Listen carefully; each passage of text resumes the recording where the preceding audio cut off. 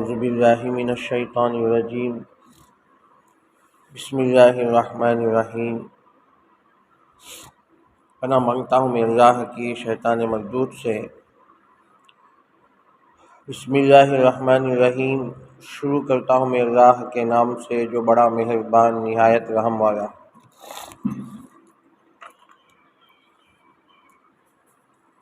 سورہ یوسف کی ابتدائی آیتوں کی تلاوت ہوئی ہے۔ سورہ یوسف مکی ہے، ہجرت سے پہلے نازل ہوئی۔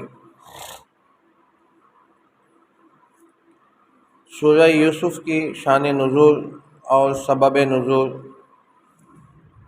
اس کی کچھ تفصیلات پچھلے درس میں آ چکے ہیں۔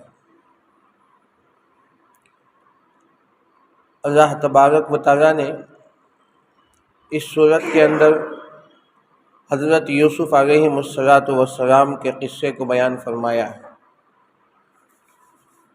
اور حضرت یوسف علیہ السلام کی گویا سوانح اور آپ کی سیرت کو شروع سے آخر تک ذکر کیا گیا ہے، اور اس صورت کو اللہ تعالیٰ نے احسن القصص فرمایا کہ یہ بہترین قصہ ہے۔ اس صورت کے اندر اللہ تعالیٰ نے حضرت یوسف علیہ السلام کے نام کو 24 مرتبہ ذکر فرمایا، اور اس کے علاوہ حضرت یوسف علیہ السلام کا قصہ کہیں مذکور نہیں ہے۔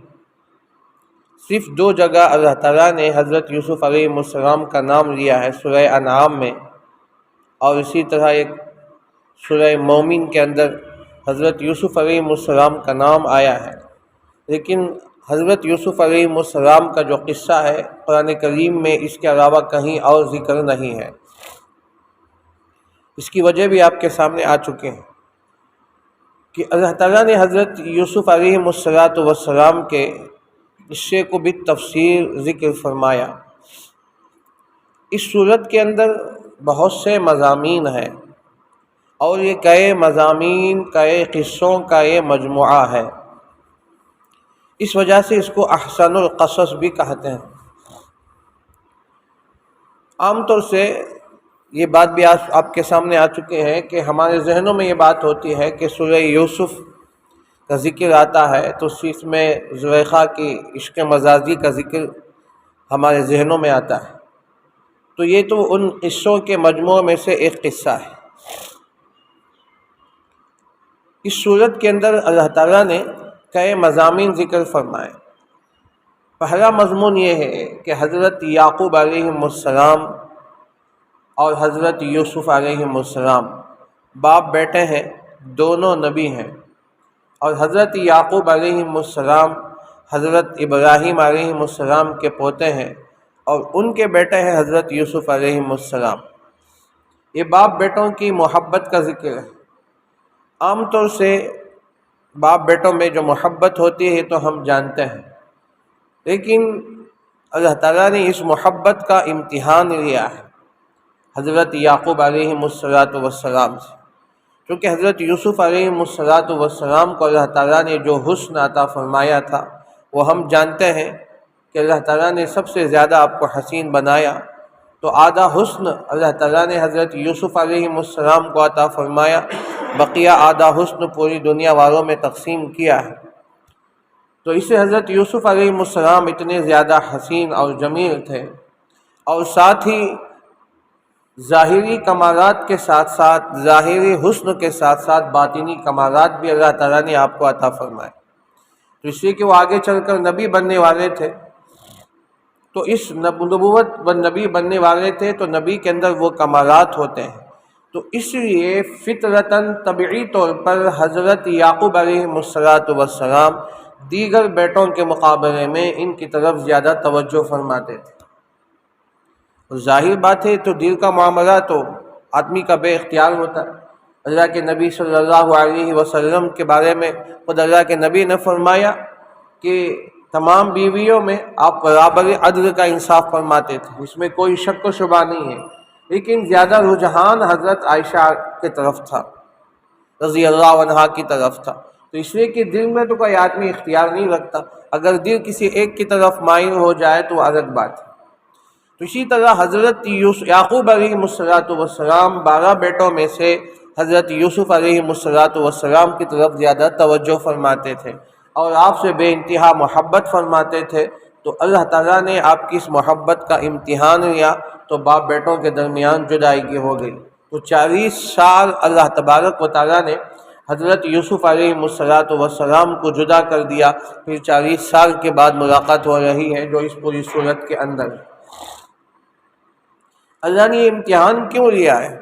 یہ آزمائش نبیوں کے ساتھ ہوتی ہے، اور چونکہ اللہ کے جو جتنا قریب اور مقرب ہوتے ہیں ان کا امتحان بھی اتنا سخت ہوتا ہے، تو اس سے حضرت یعقوب علیہ السلام کا امتحان لیا گیا کہ اللہ یہ دیکھنا چاہتے تھے کہ میرا یعقوب جو میرا نبی ہے، میرا برگزیدہ ہے، صفی اللہ ہے، تو وہ مجھ سے زیادہ محبت رکھتا ہے یا اپنے بیٹے حضرت یوسف سے۔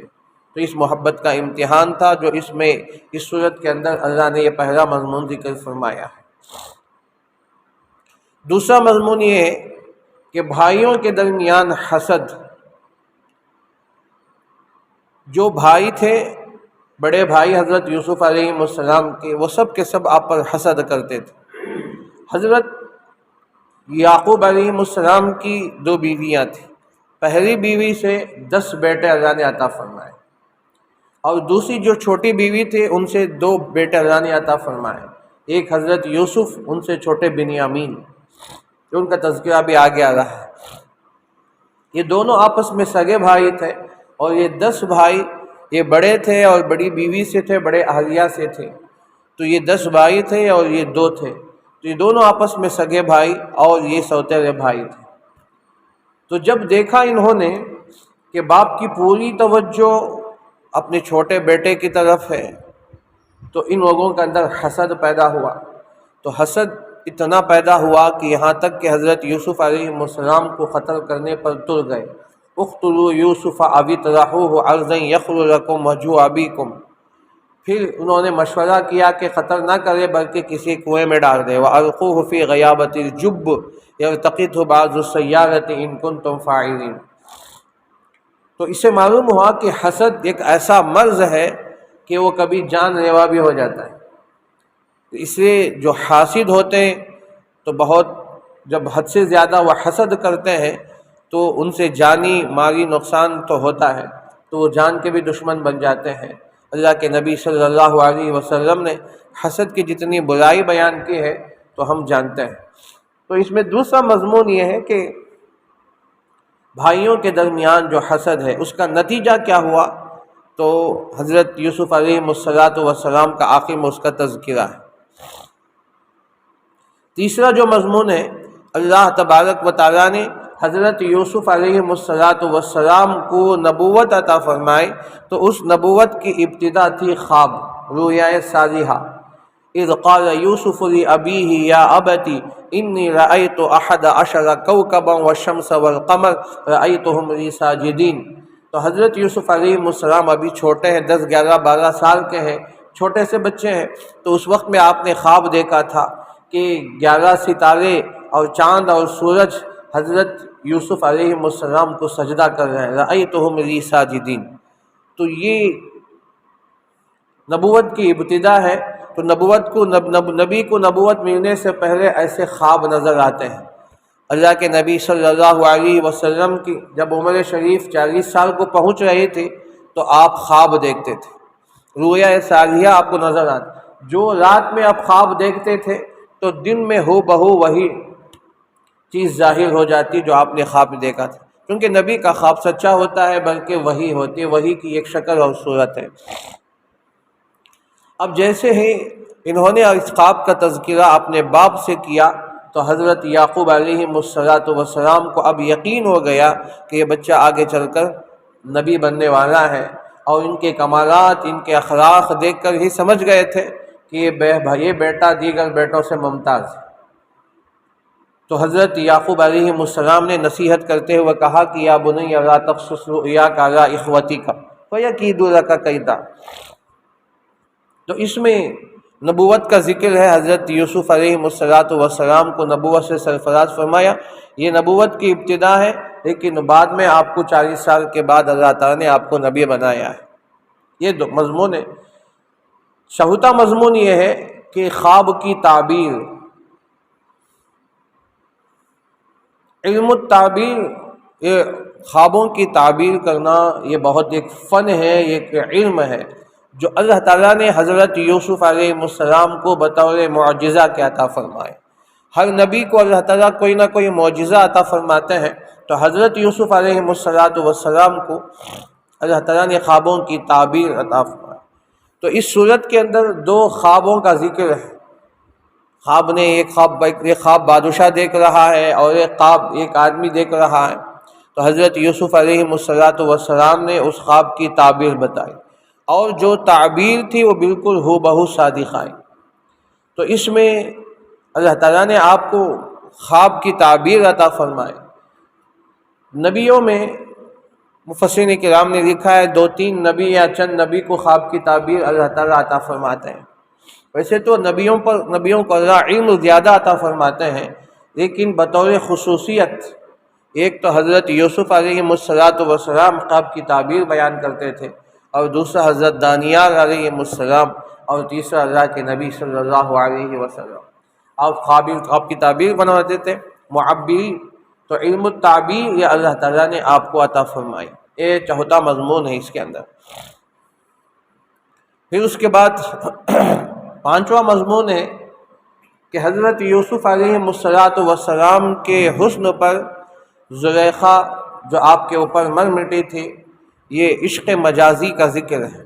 عشق مجازی اور اس کا نتیجہ کیا ہے؟ تو زلیخا آپ کے اوپر فدا ہو گئی، آپ کے حسن و جمال پر فدا ہو گئی تھی، جس کی وجہ سے حضرت یوسف علیہ السلام کو گناہ کی دعوت دی۔ اس نے کہا کہ ہی تلک، حضرت یوسف علیہ السلام نے فوراً کہا معاذ اللہ انہ ربی احسن مثوائی۔ پھر اس نے حضرت یوسف علیہ السلام کو پوری دعوت دی، اور اس نے پوری کوشش بھی کی، اللہ تعالیٰ نے آپ کی حفاظت فرمائی۔ پھر اس کا جو نتیجہ ہے، عشق مجازی کا سوائے شرمندگی کے کچھ حاصل نہیں ہوتا ہے، تو اس کا بھی یہاں ذکر ہے، وہ ایک مضمون کو اللہ تعالیٰ نے ذکر فرمایا۔ اس کے بعد ایک جو مضمون اس کے اندر ذکر کیا گیا ہے، حضرت یوسف علیہ السلام کے اخلاق ہیں۔ حضرت یوسف علیہ السلام کے جو اخلاق تھے، اللہ تعالیٰ نے آپ کو کمال عطا فرمایا تھا۔ ظاہری حسن و جمال کے ساتھ ساتھ باطنی کمالات اور باطنی صلاحیتیں اللہ تعالیٰ نے عطا فرمائے۔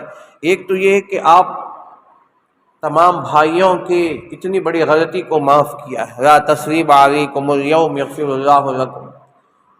ان بھائیوں نے اتنا بڑا جرم کیا، حضرت یوسف علیہ السلام چاہتے تو اپنے بھائیوں کے ساتھ بدلہ دے سکتے تھے، بڑی سی بڑی سزا دے سکتے تھے، لیکن سب کچھ طاقت اور قدرت ہونے کے باوجود حضرت یوسف علیہ السلام نے معاف کر دیا۔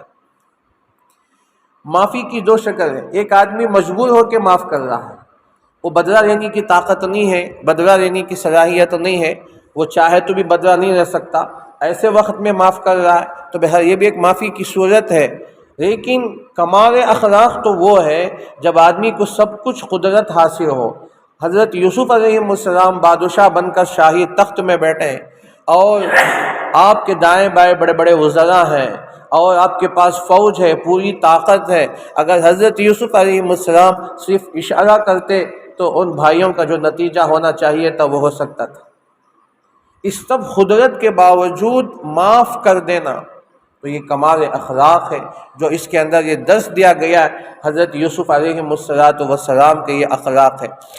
اللہ کے نبی صلی اللہ علیہ وسلم کے بارے میں خود قرآن کہتا ہے وَإِنَّكَ لَعَلَىٰ خُلُقٍ عَظِيمٍ فَبِمَا رَحْمَةٍ مِّنَ اللَّهِ لِنتَ لَهُمْ وَلَوْ كُنتَ فَظًّا غَلِيظَ الْقَلْبِ لَانفَضُّوا مِنْ حَوْلِكَ۔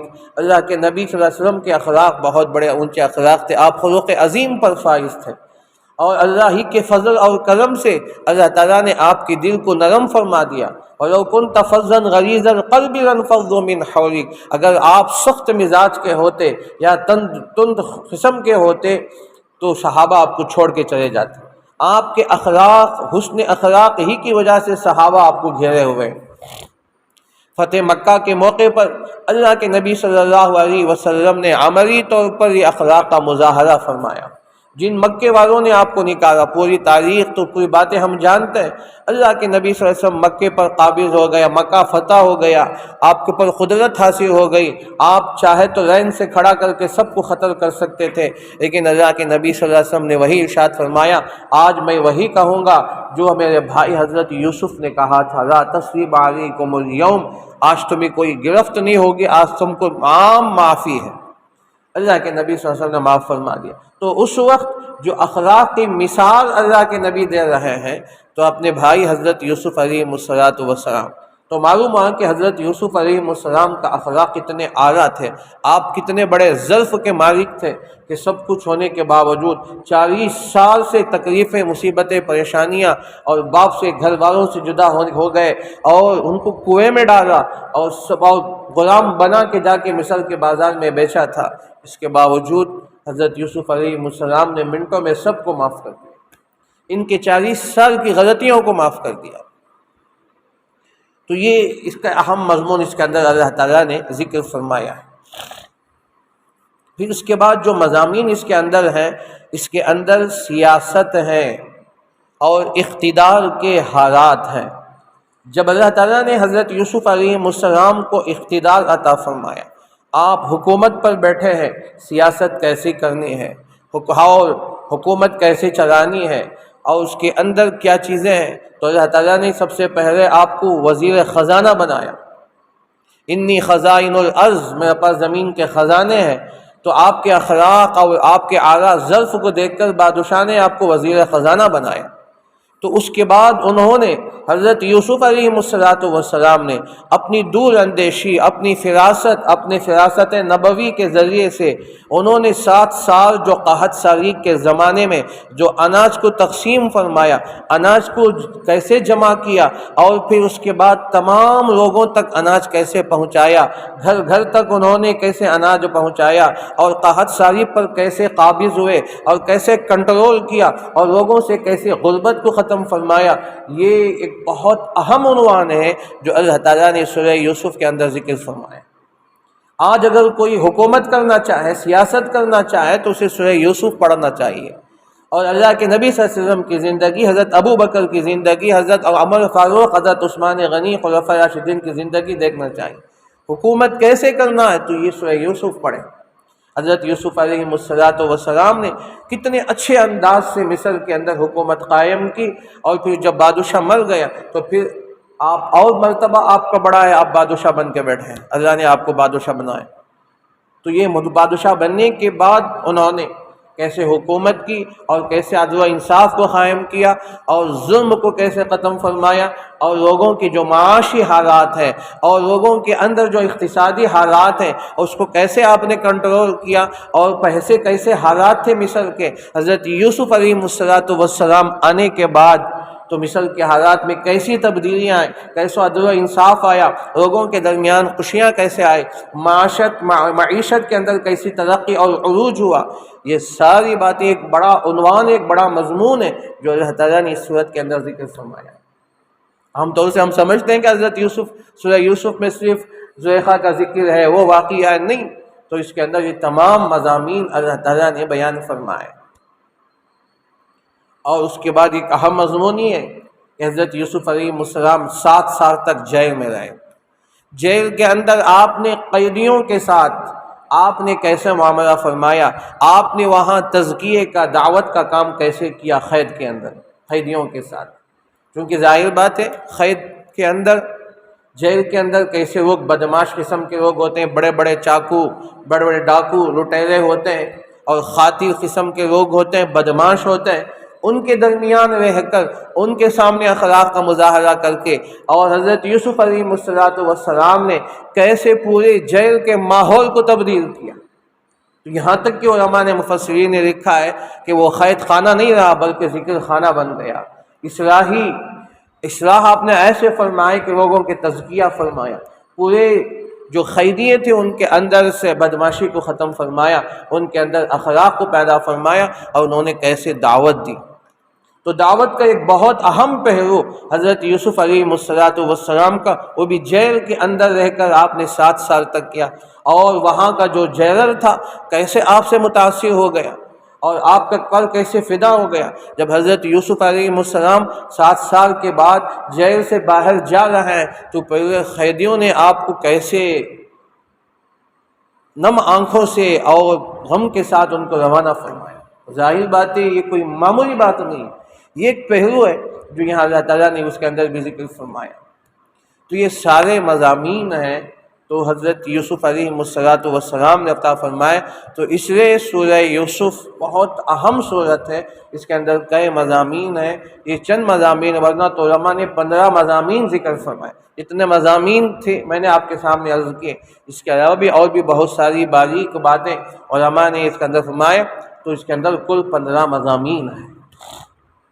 بہرحال یہ سورہ یوسف کی تفسیر شروع ہو رہی ہے، چند باتیں آپ کے سامنے آئے تو اللہ تعالیٰ نے اس سورت کی ابتدا بسم اللہ الرحمن الرحیم، اللہ کے نام سے شروع کرتا ہوں جو بڑا مہربان نہایت رحم والا ہے۔ الف لام را، یہ حروف مقطعات ہیں، اس کے معنی اللہ کے سوا کوئی نہیں جانتے ہیں۔ پھر صاحب جلالین لکھتے ہیں اس کا آسان ترجمہ یہی ہے، اللہ اعلم بمرادہ بذالک، اللہ کے سوا کوئی نہیں جانتے، اس کا بہتر مطلب مراد اللہ ہی جانتے ہیں۔ تو یہ حروف مقطعات کل 29 ہیں، اس میں حمزہ اور الف کو ایک بنا دیا جائے تو کل 28 ہو جاتے ہیں، تو 28 ہو جاتے ہیں، یہ سورتوں کے شروع میں آتے ہیں۔ یہ اگرچہ کہ اس کے اندر کوئی معنی نہیں ہے، اللہ کے سوا کوئی نہیں جانتا، اور بعض مفسرین کہتے ہیں کہ اللہ اس کے نبی صلی اللہ علیہ وسلم کے درمیان کچھ رموز اور اشارات ہیں جو اللہ اس کے رسول بہتر جانتے ہیں، جو اللہ تعالیٰ اپنے نبی کے ساتھ کچھ اشارے فرماتے ہیں، کچھ رموز ہے جو اللہ جانتے ہیں اور اس کا نبی صلی اللہ علیہ وسلم جانتے ہیں۔ قاضی بیضاوی رحمۃ اللہ علیہ نے اس کا مفصل بحث فرمائے ہے، تفسیر بیضاوی کے اندر 4 صفحوں تک قاضی بیضاوی نے بڑی تفصیل کے ساتھ اس پر ذکر فرمایا ہے۔ تو بہرحال یہ اشارہ اور رموز ہیں، اور یہ حروف و مقطعات اس لیے کہتے ہیں، اس کو الگ الگ پڑھے جاتے ہیں۔ جیسا کہ آپ اس سے پہلے 2 صورتیں، اس سے سورہ یونس وہ بھی الف لام را سے شروع ہوتا ہے، پھر اس کے بعد سورہ ہود یہ بھی الف لام سے شروع ہوتا ہے، الف لام را سے شروع ہوتا ہے، پھر یہاں سورہ یوسف یہ بھی الف لام را سے شروع ہوتا ہے، اور پھر اس کے بعد سورۃ الرعد ہے جو الف لام میم را سے شروع ہوتا ہے، پھر اس کے بعد سورۃ ابراہیم ہے جو الف لام را سے شروع ہوتا ہے۔ تو یہ بعض جگہ اللہ تعالیٰ ترتیب کے ساتھ ایک کے بعد دیگر صورتوں کے شروع میں اس طرح ذکر فرماتے ہیں، اور یہ مضامین یہ ہیں کہ بعض حروف کبھی ملا دینے سے ایک جملہ بن جاتا ہے۔ مثلا یہاں ایک الف لام را ہے اور اس کے بعد ایک حامیم، تو الف لام را کے ساتھ حامیم ملا دیں، الف لام را حامیم۔ اس کے بعد آخر میں سورہ قلم کے شروع میں نون ہے، نون والقلم وما یسطرون، ان تینوں کو ملانے سے الرحمن بن جاتا ہے، الف لام را حا میم نون، تو الرحمن ہو جاتا ہے۔ تو یہ اس طرح ملانے سے قاضی بیضاوی رحمۃ اللہ علیہ اور دیگر مفسرین نے اس کی وضاحت فرمائی کہ چند جملوں کو اس طرح ملانے سے ایک معنی بن جاتا ہے، یہاں الرحمن بن جاتا ہے۔ تو بہرحال یہ حروف مقطعات ہیں، اس کے معنی اللہ ہی بہتر جانتے ہیں۔ تلک آیات الکتاب المبین، یہ وہ آیتیں ہیں جو واضح کتاب کی ہیں۔ انا انزلناہ قرآنا عربیا، بے شک ہم نے قرآن کو نازل کیا ہے عربی زبان میں، ہم نے قرآن کو جو نازل فرمایا عربی زبان کے اندر، لعلکم تعقلون، تاکہ وہ سمجھ جائے۔ تو اگر یہ دوسری زبان میں نازل ہوتا تو کفار مکہ کو انکار کرنے کا ایک اور وجہ مل جاتی کہ وہ کہتے کہ یہ تو ہماری زبان پہ نہیں، ہم اس جب سمجھتے نہیں تو ہم کیسے اس پر ایمان لے آئے، ہم کیسے اس پر عمل کریں، تو وہ انکار کرنے کی وجہ ان کو مل جاتی، ایک سبب اور وجہ مل جاتی۔ اللہ تعالیٰ نے فرمایا وَقُرْآنًا عَرَبِيًّا، ہم نے قرآن کو عربی زبان میں نازل فرمایا، چونکہ مکے والوں کی زبان عربی ہے اور وہ فصاحت و بلاغت کے ماہر ہیں، اور ان کے اندر اللہ تعالیٰ نے فصاحت و بلاغت عطا فرمائی، تو اللہ نے انہی کے زبان میں قرآن کو نازل فرمایا تاکہ وہ اچھی طرح سمجھ جائیں۔ اللہ کے نبی صلی اللہ علیہ وسلم نے فرمایا کہ تم قریش سے محبت کرو، وجہ یہ ہے کہ اس لیے کہ وہ عربی ہیں اور میں بھی عربی ہوں، میری زبان عربی ہے اور قرآن کی زبان عربی ہے اور جنتیوں کی زبان بھی عربی ہے، تو اس سے ان سے محبت کرو۔ اللہ کے نبی صلی اللہ علیہ وسلم نے ارشاد فرمایا۔ تو قرآن کو عربی زبان میں اللہ تعالیٰ نازل فرمایا۔ کیوں نازل فرمایا؟ یہ دیگر زبانوں میں سب سے اہم زبان ہے۔ جیسے تمام کتابوں میں سب سے اہم کتاب، بڑی کتاب قرآن کریم ہے، اسی طرح ہم تمام زبانوں میں عربی زبان کے اندر اللہ تعالیٰ نے جو رچک، جو فصاحت و بلاغت اور اس کے اندر بداحت جو رکھے ہیں وہ صرف علماء جانتے ہیں جو مدرسے میں پڑھائے جاتے ہیں۔ تو عربی کو سیکھنے کے لیے 15 علوم کی ضرورت پڑتی ہے۔ جب تک بندہ 15 علوم پر ماہر نہیں ہو جاتا اس وقت تک اسے عربی صحیح معنوں میں نہیں آتی۔ تو اس کے اندر اتنی چیزیں ہیں اور اتنی باریکیاں ہیں، تو اس سے اللہ تعالیٰ نے قرآن کریم کو عربی زبان میں نازل فرمایا۔ انا انزلنا، بے شک ہم نے اس کو اتارا ہے، قرآن کو عربی زبان میں، لعلکم تعقلون، تاکہ تم سمجھ جاؤ۔ نحن نقص علیک احسن القصص، ہم قصہ بیان کرتے ہیں آپ کے اوپر بہترین قصے، بما اوحینا الیک، جو کچھ ہم نے وحی بھیجی آپ کی طرف، حاضر قرآن، اس قرآن میں۔ یہ جو قصے ہیں ہزاروں سال پہلے کے قصے ہیں۔ اللہ کے نبی صلی اللہ علیہ وسلم کا زمانہ تو بہت بعد کا زمانہ، اور حضرت یوسف علیہ السلام، حضرت یعقوب علیہ السلام کا زمانہ تو بہت پہلے ہے۔ تو یہ قصہ اللہ تعالیٰ وحی کے ذریعے سے ہم بیان کر رہے ہیں۔ تلک من انباء الغیب نوحیہ الیک، اے نبی ہم وحی کے ذریعے سے غیب کی باتیں، غیب کی خبریں ہم آپ کو بتا رہے ہیں۔ یہ غیب کی خبریں ہیں، ہم آپ کی طرف وحی کے ذریعے سے مطلع فرما رہے ہیں۔ اور یہ احسن القصص فرما کر یہ بتایا کہ یہ جو اس صورت کے ذریعے سے جو صحیح پورا واقعہ قرآن نے بیان فرمایا، ورنہ خود یہود و نصارہ بھی نہیں جانتے تھے کہ حضرت یوسف علیہ السلام اور حضرت یعقوب علیہ السلام، ان کی پوری فیملی کنعان سے منتقل ہو کر مصر کیوں آئے، وجہ کیا ہوئی، سبب کیا ہوئی، اور ان کے بھائیوں نے کیسے حسد کیا۔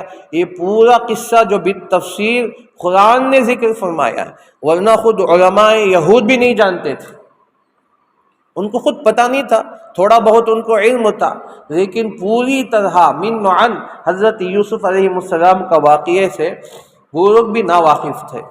تو جب قرآن نازل ہوا خود ان کو پتہ چلا تو وہ حیران ہو گئے، یہ قصہ تو ہمارے آباء و اجداد کا ہے اور بہت پرانا ہے، بہت پرانے آباء و اجداد کا قصہ ہے، یہ تو اتنے سالوں کے بعد قرآن بیان کر رہا ہے، محمد کی زبانی یہ باتیں آ رہی ہیں، تو وہ حیران ہو گئے۔ تو یہودیوں کی ایک جماعت مسلمان ہو گئی۔ نحن نقص علیک احسن القصص، ہم نے آپ کے اوپر قصے کو بیان کیا ہے جو بہترین قصہ ہے، بما اوحینا الیک ھذا القرآن، جو کچھ ہم نے وحی بھیجی آپ کی طرف اس قرآن میں، وَإِن كُنتَ مِن قَبْلِهِ لَمِنَ الْغَافِلِينَ، اور بے شک آپ اس سے پہلے اس واقعے کو نہیں جانتے تھے، آپ اس سے بے خبر تھے، اللہ نے آپ کو اطلاع فرما دی۔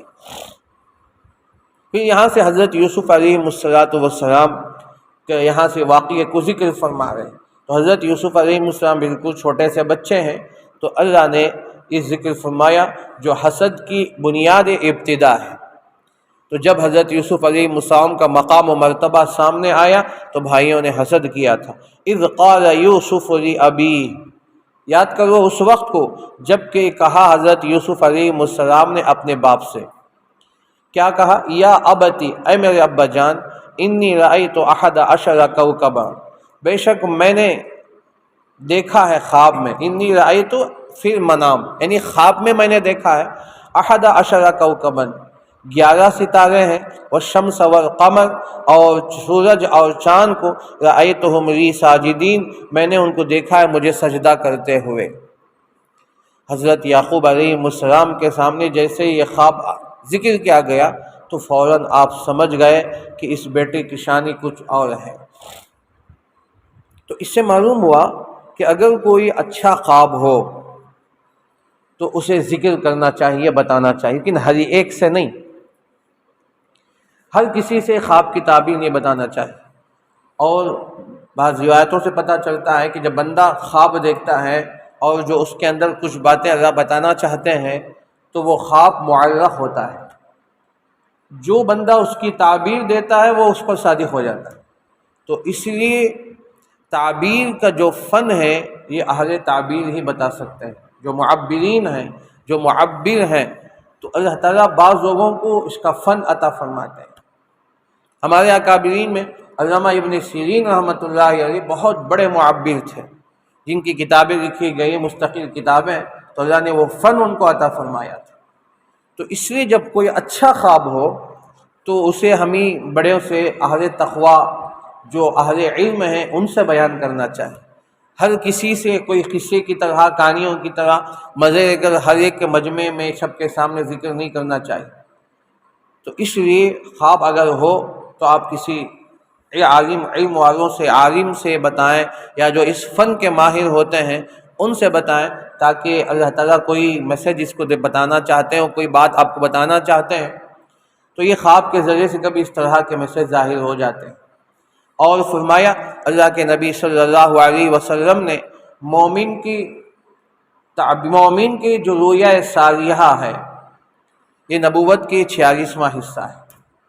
تو نبوت کا یہ بھی ایک حصہ ہے۔ نبوت تو ختم ہو گئی، نبوت کا سلسلہ تو ختم ہو گیا، لیکن رویا صالحہ ابھی باقی ہے۔ امام بخاری رحمۃ اللہ علیہ نے بخاری کے اندر مستقل ایک باب تعبیر فرمائے۔ تو رویا صالحہ تو یہ نبوت کے 46واں حصہ ہوتا ہے۔ تو کوئی اہل نیک بندہ، کوئی اللہ کا نیک بندہ اس طرح کوئی اچھا خواب دیکھتا ہے تو اسے ذکر کرنا چاہیے۔ امام اعظم ابو حنیفہ رحمۃ اللہ علیہ کا واقعہ تو سب جانتے ہوں گے۔ تو وہ زمانہ تھا جو بالکل خیر القرون کا زمانہ تھا۔ تو ایک مرتبہ امام اعظم ابو حنیفہ رحمۃ اللہ نے خواب دیکھا کہ اللہ کے نبی صلی اللہ علیہ وسلم کے قبر مبارک کھلی ہوئی ہے اور آپ کی ہڈیاں الگ الگ ہو گئی ہیں، آپ کی ہڈیاں مبارک الگ الگ ہو گئی ہیں۔ تو اسے امام اعظم ابو حنیفہ رحمۃ اللہ علیہ اسے جمع کر رہے ہیں، اسے جوڑ رہے ہیں۔ یہ خواب بڑا عجیب و غریب تھا اور دیکھنے والا بندہ بھی کوئی معمولی نہیں تھا۔ تو اس وقت میں وہ زمانہ علامہ ابن سیرین کا بھی تھا، اسی زمانے کے ہم عصر کے امام ابن سیرین تھے۔ تو امام صاحب رحمۃ اللہ علیہ نے اپنے خاص شاگرد کے ذریعے سے کہا کہ جاؤ امام ابن سیرین سے مسئلہ پوچھ کر آؤ، لیکن خواب کی تعبیر میں نے دیکھا ہے، میرا نام نہیں بتانا چاہیے۔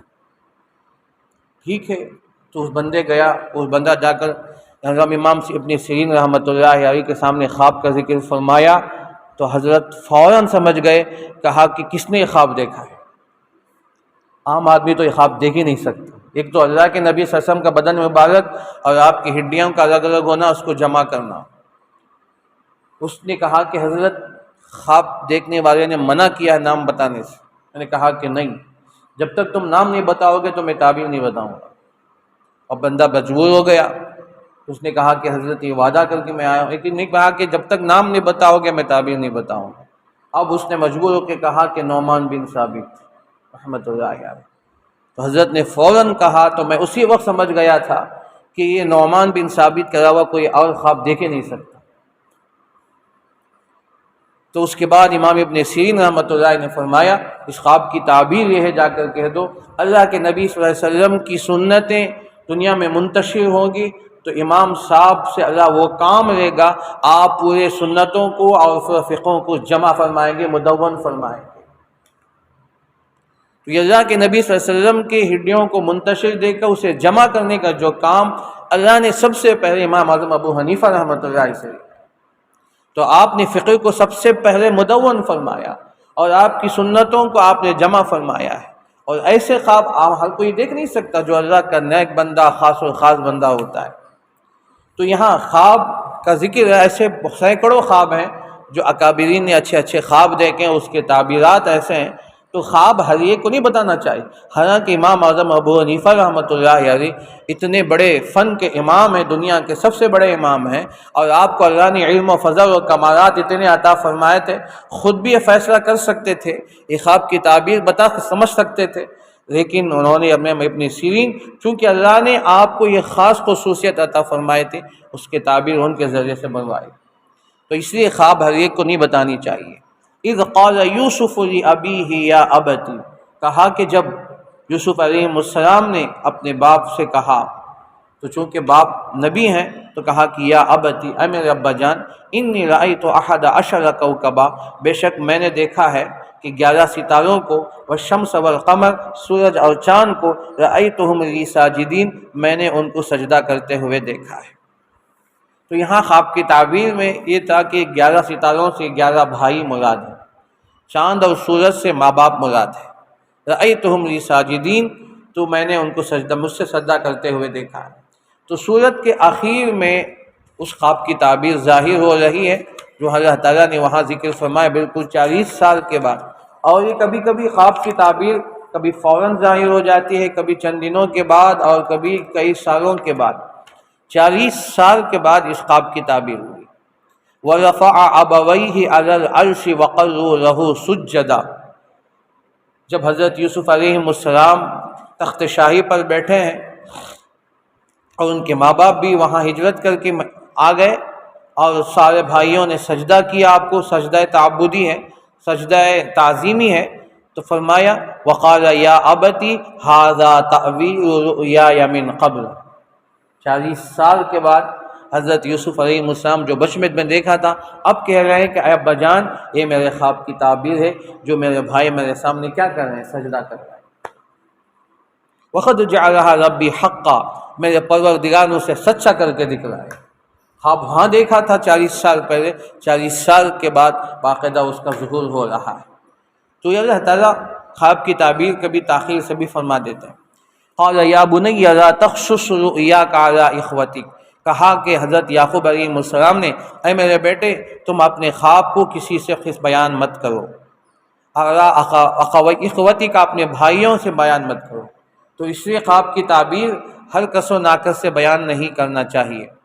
لا تقصص رؤیاک علی اخوتک، تم اپنے خواب کو بیان مت کرو اپنے بھائیوں پر، فیکیدوا لک کیدا، بس وہ تمہارے لیے سازش کریں گے، خفیہ تدبیر کریں گے۔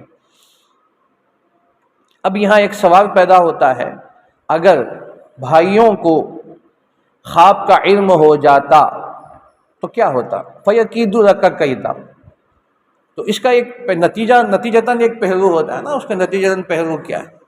حضرت یعقوب علیہ السلام نے کیوں منع کیا؟ ایک تو ظاہر بات ہے کہ حضرت یوسف علیہ السلام پہلے سے جانتے تھے کہ یہ بھائی اپنے چھوٹے بھائی پر حسد کر رہے ہیں، لیکن فیکیدوا لک کیدا کا کیا مطلب ہے؟ وہ کیسے؟ خواب سے بھی اور مکر کرنے سے کیا تعلق ہے؟ تو اس لیے یہ بات ہر تفسیر میں نہیں ملتی، ایک بڑی تفسیر میں نے دیکھا تو لکھا ہے کہ وہ بھائی جو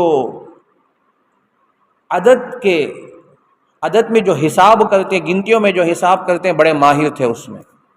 ان کے بھائی جو تھے، جو عدد لکھ کر اس میں ایک نتیجہ نکالتے، تو اس زمانے کا ایک فن ہوتا تھا۔